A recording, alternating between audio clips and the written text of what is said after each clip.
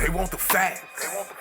I give them that. Energy shift. We never switch like they holding the shift. Competition all cap. They talk this and that. Little buddy, this ain't that. I'm always cooking. I should put the camera where the kitchen at. Now tell me where else you gon' go to get the stories of the members? Where else is you gon' go to hear the glory of the trenches? Not just the negative, but the ones making the difference. Who else gon' be the voice of the ones living in prison? Ironic if you listen. Sometimes I sit back and laugh. The only time you can sit on your ass and get a whole lot of cash. Welcome back to another episode of A Whole Lot of Cash. I want all y'all to get a bag, but you ain't got to crash. You see, the main thing is to keep the main thing the main thing. Today, we got the beautiful, talented Genna. She is the CEO of Weedish. You know, she got a lot to talk to y'all about that cannabis lifestyle. Not just how to roll it up and get high, but some of the medicinal purposes and also some of the things that we've been coming across as minorities trying to obtain licenses for this so-called legal drug. Genna, talk to him. Hey y'all, how y'all doing? My name is Genna Tay. I am the CEO of Weedish. I am also a socially equitable applicant winner, a part of a team called Sweet Greens. I also work at Mission Dispensary in Calumet City at the time. I just want to get the word out there to turn this cannabis thing from a negative into a positive for me and you. Also to let the world know how it's going as far as being a part of something someone has won. I am also a cancer survivor. So when you say this, you're a socially equitable winner of a cannabis license. Yes. Explain to the viewers, what does that mean? And how do you win such a thing? We had to go through a licensing process, a lottery process actually, to get a couple of licenses, do application processes, and be placed in a lottery in the state of Illinois. Okay. And our numbers got pulled, you know, and we won a few licenses. We won 2 brick and mortars for a dispensary. We have 2 transportation and an infusion license and a craft grow license. Once you obtain those licenses, is it you just take off and start a business? How does that work? No, it's been 3 years. Literally, we've been waiting for our team to get it together. What's the time? I mean, what's the hold up? It's money. It's millions of dollars to get it started. They knew what they were doing when they offered these openings to be even a part of a lottery to even win a license. 3 years? Yeah. It's a long time. Unfortunately, greed plays a major role in money.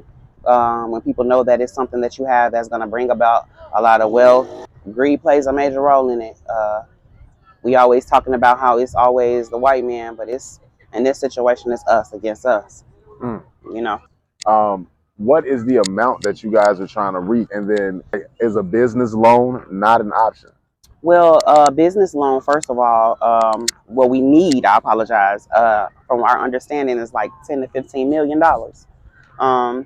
The license fee was like $100,000. Then the renewal fees are like $20,000 every year to even be able to keep the licenses afloat, or they are going to go back into the lottery pool for people who didn't win. Okay. So the millions of dollars is what you need, because you got to buy the building. You got to make sure you have a vault in the building. You got to make sure the cameras are set up the correct way. You got to make sure you have stuff to put inside of the building. You know, as far as the products from these cultivators, they want their money for their products that you're selling. Okay. And then if you're not going to buy your own building, you got to pay rent. You got to make sure that the building is zoned in the proper way. You know, a dispensary can't be by a school, can't be about a church. Right. So much that has to go logistics involved in it. If I'm an investor and I'm hearing this and I want to help further your cause, how much money would I need to invest? And that's the thing. I don't know what to tell you as far as that, because whoever invests, they get a percentage of the license. Okay. You know. Okay. You have to, if you're going to invest, you're getting a percentage of it. Gotcha. And that's where the greed comes in. You know, I feel like if you're giving us $100,000 or $1 million, why not give you some percentages in it? Right. You know, you helping us get started. It's been 3 years we've been waiting. You know, and it's our own people that are part of what we got going on. Okay. That we're all fighting against each other. Is this an investment opportunity for you guys? Would you be open to more people coming and saying, hey, I have this amount I'd like to contribute? We would love to. I know a lot of people who would love to be a part of the industry. We are trying to get in this industry not only to be able to just sell cannabis. We want to educate our people on this product, you know, on this plant, this flower, this girl, you know, these ladies, they're so beautiful and so healthy and so helping in this world and to us as a people. You know, so many dialysis centers popping up on the corners, all this medication that they prescribing that's shutting our kidneys and livers down and everything. You know, cannabis saved my life. You know, I know it was nobody but God that did it for me, but that gave it to me, that helped me in cancer. You know what I'm saying? That fought it off, helped it stay away. You know. So let's talk about that, right? Let's talk about it. You were diagnosed. Can I ask what type of cancer you were diagnosed with? My appendix was appendix cancer. Okay, all right. So cancer of the appendix. And I'm sure you went to the doctor and they gave you the chemos and all the other never had chemo Western treatments. Never had they chemo. offered it though, right? Well, they did. Well, when I first went in, they offered to cut my stomach open like a cross and open me up and just spray chemo inside of me. Wow. But because I worked on the oncology floor at the time and I knew the doctor, my brother doctor, he definitely was like, no, the day I went to go pick up the prep, he was like, no, Gene, I ain't gonna do that to you. I'm gonna send you to the University of Chicago and, you know, opt out. I knew what to opt out for. So I just took it. I opted out to just have surgery. No, I never had radiation, never had chemotherapy. I Googled and I read up on what fed cancer. So I stopped ingesting all of the things that would cause cancer to grow back. And then I studied on Rick Simpson oil. You know, it's called RSO. Yeah, it's RSO. It's sold in the dispensaries. It's a pull from the plant, an extraction from the plant that is known and has been proven to eat the cancer up. You know, they do sell it in the dispensary. It's actually one of the most potent things in the under concentrates in the dispensary, as well as one of the cheapest. You know, but the government do try to educate us. It was just a matter of us listening, you know, paying attention. So I just take light to what the world tries to give me and what I educate myself on and what to put in my body. I'm sure reefer has been around your life forever. My whole life. So at what point did you transition and say, wait a minute, this is more than just something that can get me high, this is something that can heal me? When I started knowing that it was more than just to roll it up and smoke it. Yeah, so that's when I knew it was more than just a plant. When they take the plant and turn it into concentrates and edibles and tinctures and topicals and tonics. Like I said, I want the world to know it's so much more than just rolling a blunt, your eyes being red, so you could be the highest.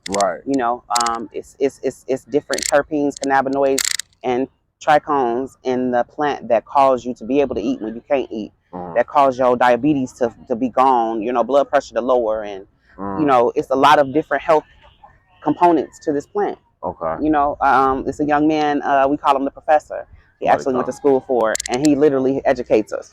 He is a sommelier for cannabis. His name is Jarrell. He is the dopest brother I know as far as knowing about this plant from the inside to the outside, everything that there is to know about it. He just knows it, and I'm gonna try to my best to get him on here with us. You know what I'm saying, so that he can break it down and explain, because I want to educate our people on this, because that's why they don't want us to know about it. It's not just about, like I said again, smoking a blunt, rolling it up. We got topicals that you can rub on your knees. We have Epsom salt. We got pain patches. It's so much, you know, as a benefit to this. Cannabis. It's not just weed. You know, it's not just reefer madness. You know, reefer madness. All right, so boom, you find this out. You began to utilize it in the ways that could be healing and beneficial to your body. How long did it take before you were cancer-free? I've been cancer-free for 12 years. I knew that when I first found out about cancer, I had cancer. It was actually on my ovary and on my bowel. So I played softball for 14 years.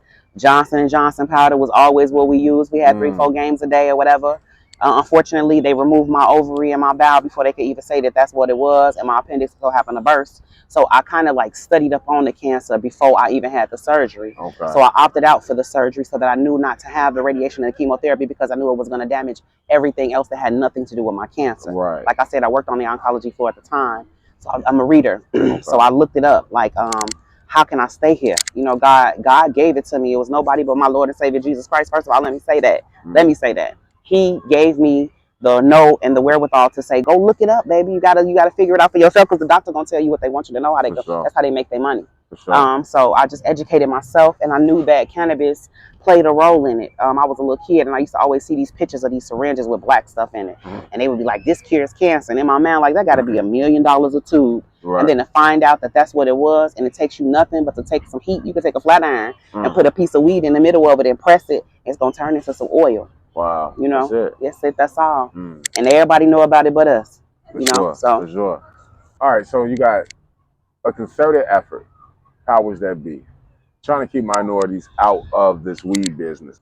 I'm gonna be honest with you. This is what pisses me off, right? There's a couple of dispensaries in the neighborhood, and I know guys who went to jail from that same corner for selling weed on that corner that there is now. A dispensary, right? Yes, sir. So they made it legal, and they made it very difficult for us to break into that industry.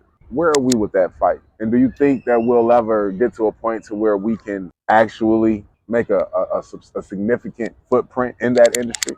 My prayer is that we do. All right. But for the past 3 years, I've been working in a dispensary, a local dispensary. And the things that I see in this dispensary are disturbing to me because, first of all, cannabis has been around before. I'm about to be 47 years old. So my dad used to talk about reefer to me. And then these dispensaries are now hiring these 21, 22, and 23-year-olds, allowing them to be in charge of people my age and older or whatever, even out here trying to explain to customers about cannabis. And all they're there for is a check. Like, it's such a depth for me in this industry. Like, hire the people that know about it. Right. You know what I'm saying? Hire the people that care about it, and not just people who want this title and they want this check. And they out here mistreating people because this is medication for people. A lot of these people that are coming in these dispensaries, this is their Walgreens. Right. You know what I'm saying? And these people that have this money, are these owners of these dispensaries, are hiring who they want and allowing them to just do what they want because it's nothing to them but an industry. Gotcha. And it's so much more than that for me. I can only speak for myself, knowing that I have so many black and brown brothers and sisters that are incarcerated, like you said, due to the fact of these people doing the exact same thing, opening up a facility on the corner and selling cannabis. So it's a bigger picture, but nobody's saying anything because they content with making these billions of dollars.